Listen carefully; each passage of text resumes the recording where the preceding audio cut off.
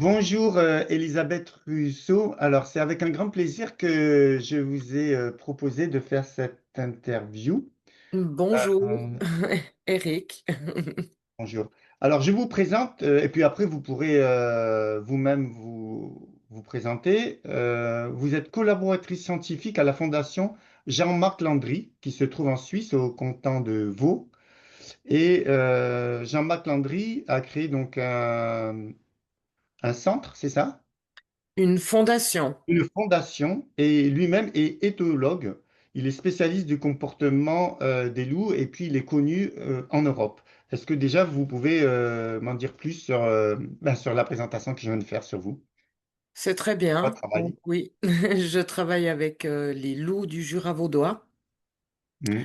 Donc en tant que collaboratrice terrain, donc on va faire des observations et on travaille beaucoup sur la cohabitation entre le pastoralisme et le retour du loup, qui pose des soucis dans l'élevage.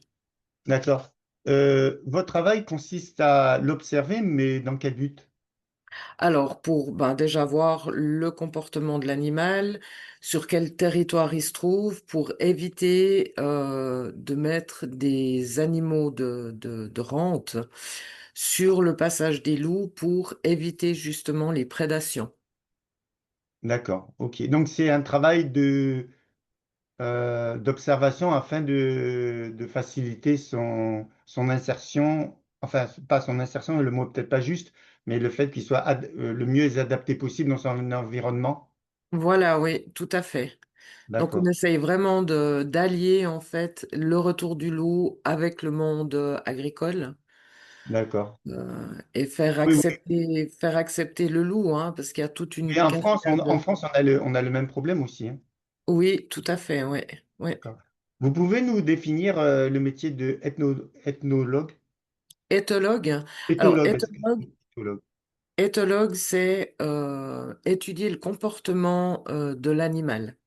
D'accord. Après, là, dans le sens là, on va étudier le comportement du loup, Hmm. parce que chaque meute est différente sur des territoires différents et a des réactions différentes. D'accord. Alors, bon, c'est sûrement un métier fabuleux. Alors, pourquoi je vous invite? Nous, on a une on a une école de naturopathie d'hygiénisme, et l'hygiénisme s'intéresse à tous les facteurs, tous les secteurs de la santé, mais aussi notre environnement. Donc, c'est à ce titre-là, puisque vous êtes une protectrice de la nature, des animaux, c'est à ce titre-là que je vous invite aujourd'hui par rapport à votre témoignage. Mais je sais aussi que vous avez une faculté qui est alors là très personnelle à vous mettre en contact avec les animaux. Est-ce que vous pouvez nous en dire plus? Oui, alors c'est la communication animale qui est en train de s'ouvrir dans le monde animal, autant chez les vétérinaires que chez les intervenants santé des animaux. Donc la communication animale, c'est une communication non verbale qui est vraiment faite sur de l'intuitif, où l'animal passe par plusieurs canaux différents pour nous communiquer son ressenti, comment il se sent, ce qu'il aimerait, ce qui le dérange. On peut voir aussi son état de santé, par exemple, en intégrant des soins énergétiques. Mais la communication animale, ces canaux différents, ça va être des sons, des odeurs, des images que l'animal nous envoie. Et c'est en fait sa façon de discuter, en fait. Mais on ne parle pas avec un animal, c'est vraiment tout dans l'intuitif et l'animal va se faire comprendre par différents canaux. Et là, on va ressentir aussi ses sentiments, ses émotions. Je prends le cas d'un animal perdu. Est-ce que l'animal est réellement perdu? Quand je vais vers certains animaux, quand les gens me disent j'ai perdu mon chat, par exemple, l'animal va pouvoir me transmettre. Alors justement, là, on va pas parler de termes il me dit ou il me parle, mais c'est vraiment une transmission. Il confie, par exemple, hein, par des canaux différents son état. Donc, ça veut dire un Et animal c'est qui... vous ensuite, à partir de ces informations, que vous allez éventuellement faire des phrases. Voilà, exactement. Donc l'animal va passer, je vais déjà aller voir, la première chose, c'est comment il est, comment il se sent en fait, hein. S'il est réellement perdu ou s'il a pris un petit peu de distance, comme nous, des fois on part en vacances. Et ben voilà, peut-être l'animal a pris un petit peu de distance par rapport à son lieu d'habitation. Et en fait, je vais me canaliser avec lui et je vais ressentir son état d'âme. D'accord. C'est ce qui va me permettre de pouvoir dire si l'animal est en stress ou si l'animal est plutôt calme, en terrain découverte, et puis qu'en fait, on va pouvoir placer le barème de l'inquiétude du propriétaire. On arrive à aller lui dire, ben oui, là, c'est plutôt urgent, ou là, non, l'animal va bien, ne vous inquiétez pas. Voilà, en allant sur différents canaux. Alors, merci pour votre première intervention. Je voulais vous dire une chose, c'est que j'avais déjà vu ce genre de prestation, enfin de métier, enfin je ne sais pas si c'est un métier, mais de faculté, à travers un reportage que j'avais vu sur une grande chaîne de télévision où la personne, on l'avait sollicité pour, le journaliste l'avait sollicité pour avoir des retours sur des chevaux, c'était des chevaux d'entraînement, mais pour la compétition, il me semble. Et il y avait eu 3 chevaux qui avaient été analysés, et la personne avait dit, voilà, moi je ressens que ce cheval est dans tel état. Et donc, les chevaux envoyaient des informations à cette personne, je ne sais pas si on peut considérer que c'est une médium, et elle a dit, ben, ce cheval se plaint que certains cavaliers sont un peu brusques, qu'il utilise. Et le propriétaire de cette ferme, je ne sais pas si c'est une ferme, comment on appelle ça, Du manège, oui. comment? Du manège, Voilà, non, en fait, c'est pas un manège, mais c'était une société qui élevait des chevaux pour les oui. entraîner, les proposer au public pour faire je sais pas si c'était de la compétition. Oui, en fait, il me semble que ça avait de compétition puisqu'il y avait des entraîneurs. Et il avait confirmé qu'il y avait un des entraîneurs qui était un peu rustre avec lui. Donc Mhm, c'était étonnant parce que la personne qui intervenait euh, ne connaissait pas la vie des chevaux. Et chaque fois que les chevaux disaient, ben, en fait, ils se plaignaient éventuellement de ceci, de cela, eh bien c'était confirmé. Alors c'est peut-être pas scientifique dans le sens que la science aujourd'hui n'est pas en mesure de vérifier ce genre de travail ou de capacité, mais toujours est-il que c'est assez bluffant parce que pour les 3 chevaux, les remarques que faisaient les chevaux via cette personne étaient validées mhm, parce que le propriétaire des chevaux disait, ben, oui, en effet, il y a un cavalier qui est un peu brusque, etc. Et le cheval s'en plaignait. mhm.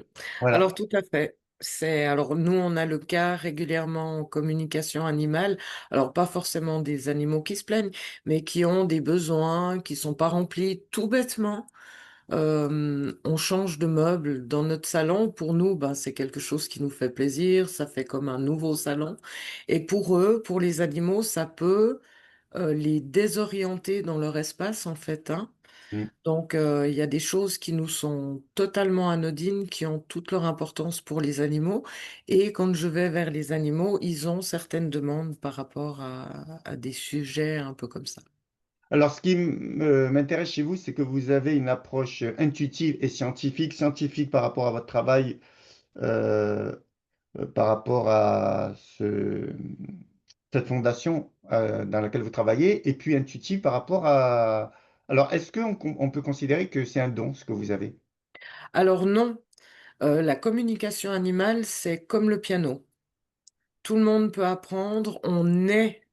Quand on vient au monde, on a cette faculté-là On parce a ce qu'on potentiel, en tout cas. on a ce potentiel qu'on perd avec l'acquisition de la parole.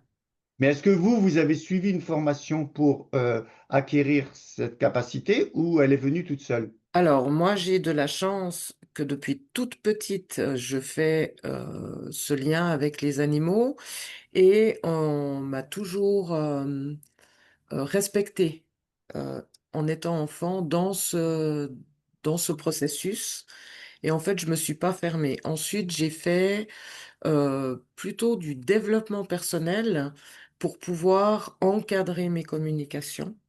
Donc, ça veut dire, j'ai fait des formations sur les soins énergétiques. J'ai fait des formations sur l'EFT, par exemple, qu'on peut retransmettre aux animaux, hein, par Vous du pouvez dire toucher. deux mots sur le FT? Alors, l'EFT, c'est des points qu'on touche, qui vont, On tapote un peu. voilà, on tapote un peu, par exemple ici, ou on tapote On là. simule des points énergétiques, en fait. Voilà, exactement, pour soit apaiser, soit dynamiser, soit ça va dépendre de ce qu'on traite. Voilà. Donc, tout ce développement personnel favorise en fait la communication en elle-même et apprendre la communication, c'est un développement personnel puisqu'il y a beaucoup de méditations qui se font. Donc, on est obligé de revenir à soi pour pouvoir communiquer en bonne et due forme, je dirais. Alors, je vais employer un mot, un raccourci, hein, vous me dites si vous pouvez l'entendre. Est-ce qu'on peut considérer que vous êtes une médium pour animaux? Non, du tout. Non, pas du tout. Alors, ni voyante, ni médium pour animaux, pour D'accord. moi, En tout cas, vous arrivez à communiquer avec eux. voilà, mais c'est comme le piano, ça s'apprend, tout le monde peut apprendre. D'ailleurs, on donne des formations en communication animale. Euh, cette faculté, quand on vient au monde, on l'a. Et Potentiellement, on va dire. Parce que tout le monde ne l'a pas réellement, mais potentiellement, oui. alors potentiellement, mais en règle générale, oui, je dirais 90% en tout cas. Et l'acquisition de la parole, c'est une solution de facilité. Si maintenant je dois me mettre en intuitif avec vous pour savoir comment vous allez, ça va prendre beaucoup plus de temps que si je vous demande comment allez-vous. Et Mm. cette acquisition de la parole nous fait perdre notre propre essence, en fait, de départ sur l'intuitif. Est-ce qu'on peut dire que votre mode de communication, c'est une sorte de télépathie? Voilà, c'est une télépathie, tout à fait. Alors, maintenant, les gens qui nous regardent peuvent être dubitatif parce que votre capacité, elle est un peu hors norme, même si vous dites que tout le monde l'a potentiellement. Alors moi, en fait, je vais quand même témoigner parce qu'en fait, j'ai perdu mon chat Hugo il y a environ une semaine, 10 jours, c'est ça? Oui, Je vais le montrer parce qu'il est vraiment beau pour que les gens sachent c'est que... un sage, votre Hugo. Alors attendez, si j'arrive à retrouver sa photo, voilà. Voilà, Hugo, c'est lui. Si j'arrive à agrandir la photo, voilà. C'est vrai qu'il a un côté un peu majestueux, quoi. Non? Oui, oui. Il sait se poser hein, d'une certaine manière. Comment vous le ressentez d'ailleurs? Alors, Hugo, c'est un chat qui est très calme, très posé. Lorsque je suis rentrée en communication avec, il est venu assez rapidement. Par contre, il est resté dans l'observation, ce qui me fait dire que c'est un chat qui est prudent. Et ensuite, une fois qu'il a posé sa confiance, il s'ouvre. Il s'ouvre gentiment, mais en restant très pragmatique, en fait, hein. Il va dans les transmissions qui se sont faites avec Hugo. Hugo est toujours resté alors dans le respect. C'est un chat qui est très respectueux de son univers en général. Et quand Hugo venait, il attendait que je lui transmette une information pour répondre. Mais quand je dis répondre, c'est pas en parole, hein. De nouveau, la communication animale, c'est une communication silencieuse.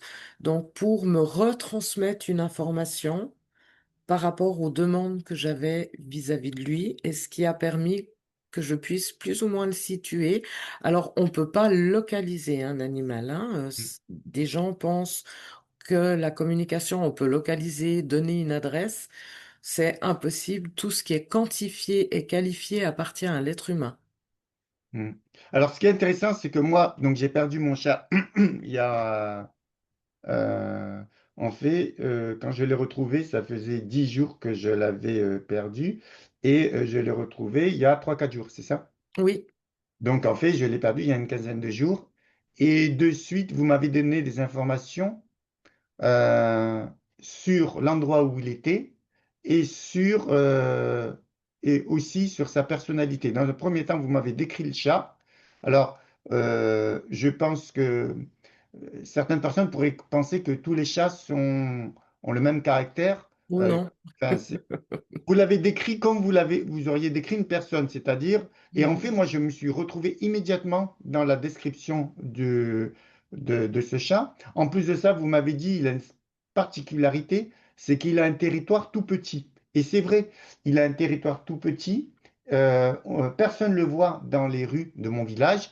Il sort, il va chez le voisin. Je le visualise un peu ça m'arrive d'être sur ma terrasse et de voir où il va. Il a en effet un petit territoire. Et après, donc, je vous ai demandé pourquoi il était bloqué. Vous m'avez dit, en fait, il y a une sorte de cave, il y a quelque chose qui était ouvert. Il est rentré, il a fait son petit tour, sauf que soit la personne, soit le vent a refermé la porte et il s'est retrouvé bloqué. Alors moi, je n'ai pas de film, je ne sais pas ce qui s'est passé, mais ce que je peux dire, c'est que quand il est rentré, je l'ai senti. J'ai senti ses poils. Et il avait l'odeur qu'il y a par exemple dans ma cave. Les caves sont humides et elles transmettent une odeur qui est très particulière. C'est pas du moisi, c'est de l'humidité. Et ben le chat, il sentait l'humidité et c'est vraiment l'humidité que je peux ressentir par exemple dans ma cave. Alors il n'était pas dans ma cave, mais je confirme qu'il était dans un endroit où la, l'atmosphère L'environnement, oui. Mhm. s'est déposé un peu sur ses poils parce qu'il sentait l'humidité. Et d'ailleurs, depuis 2 jours qu'il est rentré, eh ben, il sent plus l'humidité. Donc, Mhm. son passage a laissé des traces au moins olfactives. Et en plus de ça, on l'a retrouvé chez le voisin, chez la voisine qui est juste à 20 mètres. Vous m'avez dit, il est pas loin, il est dans un endroit fermé. Par contre, par exemple, à un moment donné, il me dit qu'il trouve le temps long. Alors, je me suis posé la question, est-ce qu'il a dit je trouve le temps long? Comment vous avez fait pour traduire cette phrase? Alors, le chat m'a montré qu'il tournait en rond. Il se Par couche des images? Par des par images? des images, voilà. Il D'accord. se couche, il se relève, il tourne en rond, il se couche, il se relève, il tourne en rond. Et c'est Et vous qui traduisez cette phrase. ça donne l'indication que le chat s'ennuie. D'accord, ok. Voilà. Parce que moi, quand vous me disiez des phrases comme ça, je me suis dit, il transmet des phrases télépathiques, c'est pas le cas. Il vous Non. envoie des images Alors, et c'est vous qui les transformez en phrases. voilà. Les animaux, certains animaux, hein, comme par exemple les chiens, mais même les chats, mais on va prendre l'exemple des chiens. Quand on dit à un chien on va se promener, moi, mon chien, quand je lui dis on va se promener, avant même que j'ai pris la laisse, il a compris qu'on allait se promener. Quand je lui dis on va manger, il sait qu'il va avoir sa gamelle. Donc certains animaux peuvent m'envoyer des mots parce que c'est des mots qui sont connus pour eux. D'accord. Voilà. Par exemple, un chien pourrait m'envoyer le mot gamelle parce que son propriétaire lui dirait, par exemple, viens, je te donne ta gamelle. Hmm. Et le chien a associé ce mot à la gamelle et est capable de me le retourner, ce mot. Mais autrement, le contact se fait vraiment tout en intuitif, en télépathie, en non-verbal. Alors, j'aimerais vous poser une question. Comme il y a des niveaux de conscience différents chez les êtres humains, Mhm.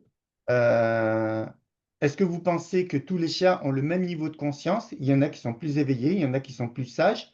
Et est-ce que là, vous êtes d'accord qu'il peut y avoir des critères de différence dans la maturité émotionnelle d'un chat? Bien Et sûr. comment vous caractériserez euh, Hugo? Comment vous l'avez ressenti sur le plan caractère et émotion? Voilà, j'ai 2 questions donc. Voilà. Alors, au niveau caractère, c'est un chat qui est bien ancré, qui est bien dans sa tête, qui est... alors, c'est un chat qui a besoin de sortir, hein, parce qu'il a un instinct de prédation C'est qui est vrai. assez réveillé. Donc, il aime chasser. Donc, un chat qui aime chasser, il a besoin de sortir. Et son niveau de conscience va changer si, par exemple, Hugo était un chat qui ne pourrait pas sortir. Avec l'instinct de prédation qu'il a, il n'aurait pas le même caractère. D'accord. Parce Alors, il faut qu'automatiquement, savoir il y que quand a il a un... été ici, excusez-moi, quand il était dans mon village, les 3 premières années, il sortait pas de la maison. parce que j'avais peur de le perdre, etc. Il sort depuis 2 ans maximum. Et voilà. Et donc, maintenant, je ne peux plus le brider parce que le fait il s'est habitué à sortir, il a toléré le fait d'être enfermé les 3 premières années. Mais enfin, la maison est grande, donc il vivait à l'intérieur, puis il y a 2 autres chats, donc il n'était pas seul. Il a accepté, mais maintenant qu'il a pris goût à l'extérieur, il demande constamment à sortir, et donc je ne peux pas lui priver. Non, Voilà, c'est vous important. pouvez plus revenir en Et, arrière. et pourquoi vous dites qu'à un moment donné, vous avez ressenti qu'il était comme un sage? Ça veut dire, qu'est-ce qui veut dire ça? Très posé dans la communication et aussi au vu de la situation dans laquelle il était, hein. Un chat aurait pu complètement paniquer, être complètement dispersé dans la communication, pas arriver à donner les éléments des indices de recherche en fait, tellement il aurait été dispersé que non, Hugo, il était vraiment posé, il a réussi à me donner tout calmement les informations que moi je puisse vous les redonner, qui ont fait que c'était des indices de recherche qui sont précieux en fait, hein. Hmm, Donc voilà, d'accord. donc c'est ce qui me fait dire que Hugo est un sage. D'accord. Eh bien, écoutez, est-ce que vous avez encore quelque chose à dire par rapport à votre activité? En tout cas, vous le faites de manière passionnée. J'ai senti, vous étiez vraiment dans... Moi, j'étais évidemment dans une certaine souffrance parce que je m'en suis pas aperçu. J'ai créé un lien particulier avec Hugo, plus qu'avec les autres chats, parce que ce chat communique constamment avec moi par le regard. Il vient constamment me faire des câlins. Quand il miaule très peu par rapport aux autres chats, et quand il veut par exemple qu'on lui ouvre la porte, il me regarde, ou bien quand c'est juste un regard, il cherche mon regard. Il miaule pas en fait, il cherche mon regard pour me faire comprendre qu'il veut sortir. Et quand il arrive, et qui veut que je rentre, il tourne la tête, il fait des petites mimiques pour me dire que ouvre la porte, quoi.